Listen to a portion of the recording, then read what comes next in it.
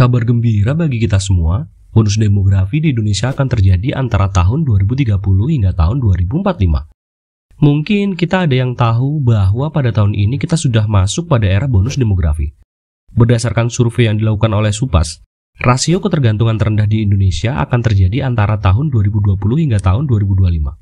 Pada waktu terjadinya bonus demografi, penduduk dengan usia produktif akan mencapai 64% dari total penduduk Indonesia yang diperkirakan mencapai 297 juta. Halo Citizen, selamat datang di Planner Insight, tempat kita membahas segala hal menarik yang berkaitan dengan topik rancang desain kota. Dalam perencanaan sebuah kota, aspek demografi merupakan variabel penting yang berpengaruh terhadap bagaimana arah perkembangan sebuah kota. Variabel demografi akan berpengaruh pada ketersediaan sarana-prasarana, kondisi perekonomian, bahkan tren kecenderungan pertumbuhan sebuah kota. Nah, ada sebuah fenomena menarik nih terkait aspek demografi, terutama di Indonesia. Namanya bonus demografi. Apa itu? Mari kita bahas.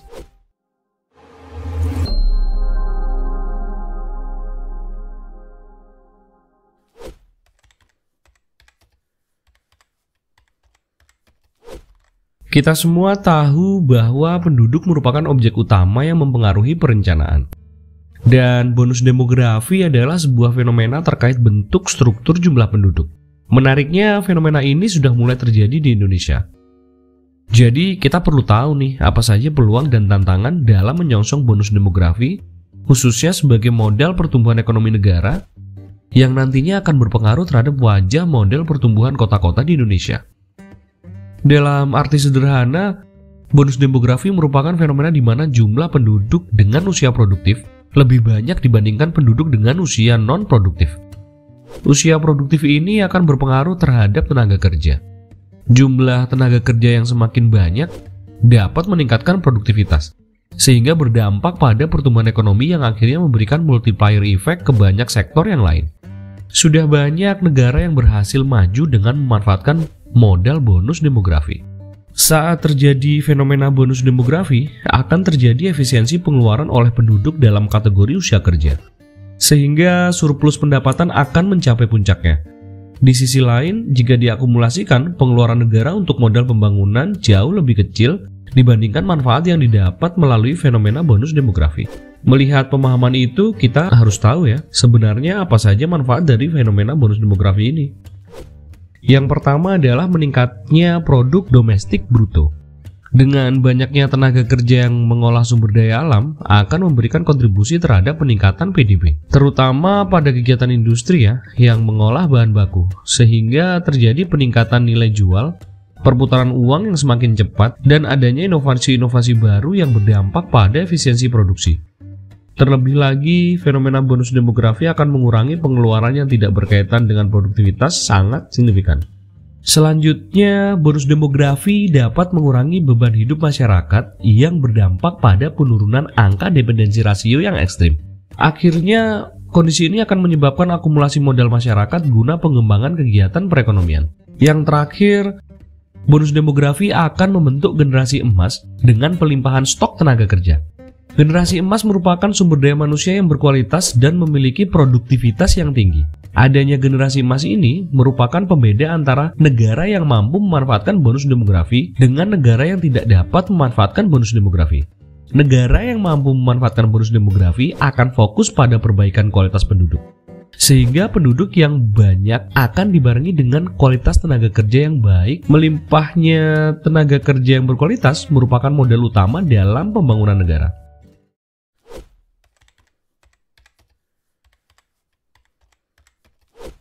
Cina merupakan salah satu negara yang berhasil memanfaatkan peluang bonus demografi. Pada saat ini, Cina merupakan negara kedua dengan perekonomian terkuat di bawah Amerika Serikat.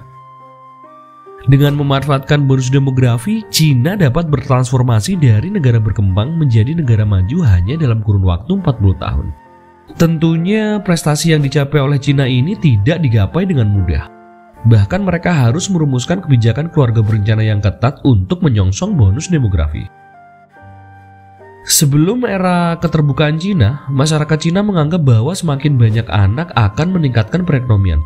Hal ini tentu didasari pada kegiatan ekonomi penduduk yang masih fokus pada sektor primer. Tetapi sejak adanya kesadaran pemerintah bahwa penduduk Cina yang besar tidak dapat meningkatkan ekonomi tapi malah akan sebaliknya, pemerintah dengan tegas mulai mengatur angka kelahiran. Terdapat dua kebijakan utama Cina yang menjadi modal dalam mengatur jumlah penduduk. Yang pertama adalah kebijakan satu anak, dan yang kedua adalah kebijakan untuk mengalihkan investasi dari kuantitas penduduk ke kualitas penduduk. Kebijakan satu anak mulai diterapkan pada tahun 1980-an. Pasangan yang menikah harus memiliki satu anak, dan jika lebih mereka akan menerima disinsentif yang cukup memberatkan.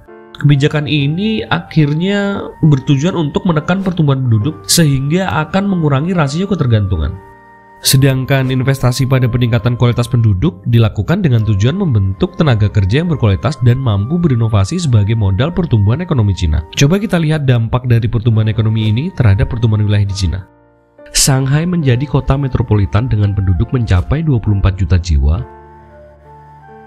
Nanjing juga tumbuh menjadi metropolitan yang kaya akan kultur budaya Cina. Guangzhou menjadi kota pelabuhan terbesar di Cina. Chengdu berkembang menjadi hub bagi transportasi negara barat yang akan menuju ke Cina.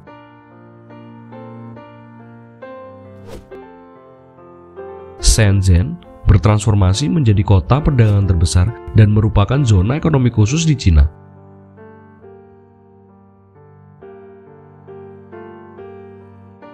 Dan yang terakhir adalah Hangzhou, merupakan pusat kebudayaan, dan Beijing yang berkembang pesat menjadi pusat ekonomi dan pemerintahan. Sangat besar kan implikasinya? Kita ambil contoh wilayah Shenzhen. Shenzhen adalah salah satu kawasan ekonomi khusus di Tiongkok yang dijuluki sebagai Silicon Valley-nya Cina. Shenzhen merupakan contoh keberhasilan pemanfaatan bonus demografi di mana pemerintah Cina mampu membuat lompatan historis dari sebuah kawasan terbelakang di daerah terpencil menjadi sebuah kota metropolitan dengan pertumbuhan paling cepat di dunia.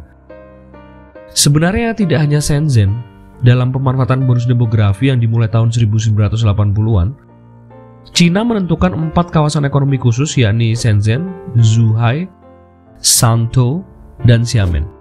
Keempatnya dikendalikan dengan kebijakan yang visioner.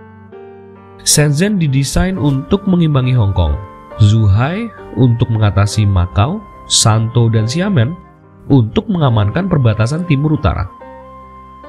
8 tahun berikutnya, Deng Xiaoping juga mengembangkan Hainan sebagai kawasan ekonomi khusus. Jika dilihat dalam kurun waktu 40 tahun terakhir, Shenzhen telah mencatat banyak kesuksesan. Antara lain, produk domestik regional bruto yang melonjak 10.000 kali, dari 270 juta RMB pada tahun 1980 menjadi 2,7 triliun RMB pada tahun 2019. Hal ini menyebabkan agregat ekonominya beranjak ke peringkat kelima di Asia. Sementara volume total perdagangan luar negeri Shenzhen meningkat dari 18 juta dolar AS pada tahun 1980 menjadi 431,5 miliar pada tahun 2019. Dan hal ini menyebabkan pendapatan disposable per kapita warga Shenzhen pada tahun 2019 menembus angka 60.000 MRB.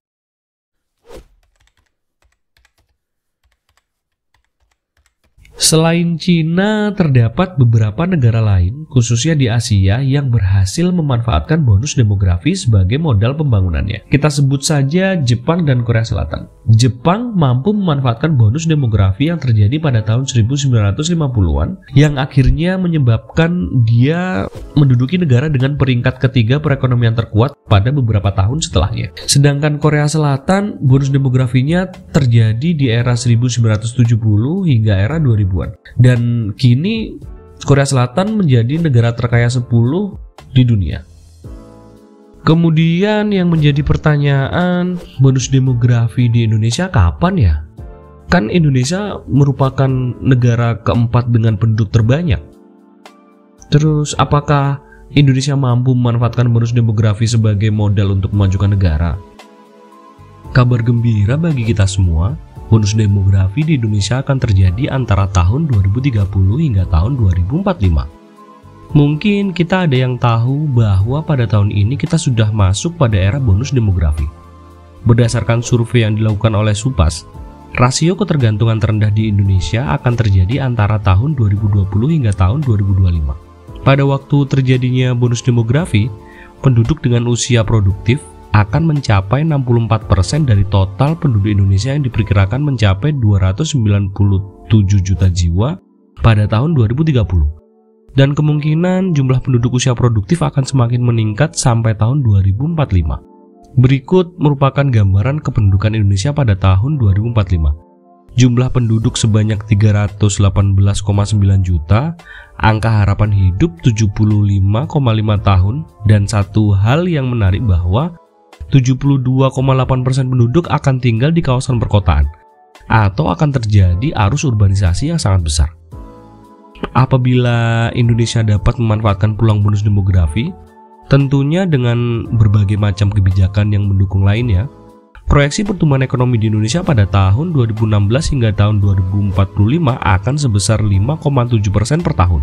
Indonesia diperkirakan akan menjadi negara dengan pendapatan tinggi pada tahun 2036 dan PDB terbesar kelima pada tahun 2045. Pertumbuhan ekonomi yang tinggi dan inklusif akan meningkatkan jumlah kelas pendapatan menengah menjadi sekitar 70% pada tahun 2045. Ini adalah data dari ringkasan eksekutif visi Indonesia tahun 2045. Membanggakan bukan? Negara kita memiliki peluang yang besar untuk menjadi negara maju.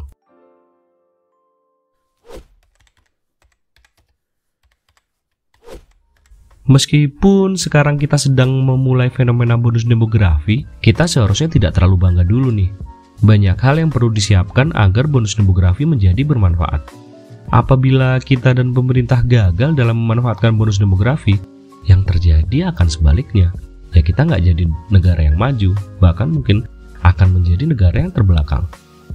Banyaknya tenaga kerja apabila tidak dibarengi dengan kualitas dan ketersediaan lapangan pekerjaan yang luas akan berdampak pada menurunnya produktivitas dan naiknya angka ketergantungan. Alih-alih bonus demografi dapat meningkatkan perekonomian, kegagalan pemanfaatan bonus demografi akan menyebabkan stagnasi dan bahkan penurunan ekonomi. Sebagai contoh, negara di Amerika Latin yang telah mengalami kegagalan memanfaatkan bonus demografi pada tahun 1960 sampai 1990-an. Rata-rata pertumbuhan ekonomi per tahunnya hanya 0,7%, jauh dari pertumbuhan ekonomi Cina, Jepang, ataupun Korea Selatan. Oleh karena itu, terdapat beberapa tantangan yang perlu dihadapi guna menyongsong bonus demografi. Tantangan tersebut antara lain adalah tersedianya kualitas sumber daya manusia yang mampu bersaing dan berinovasi, tersedianya fasilitas dan kualitas kesehatan yang mampu menjangkau seluruh elemen penduduk, serta tersedianya lapangan pekerjaan yang luas. Jadi, menurut kalian, Indonesia bisa berhasil memanfaatkan peluang bonus demografi nggak? Komen di bawah ya.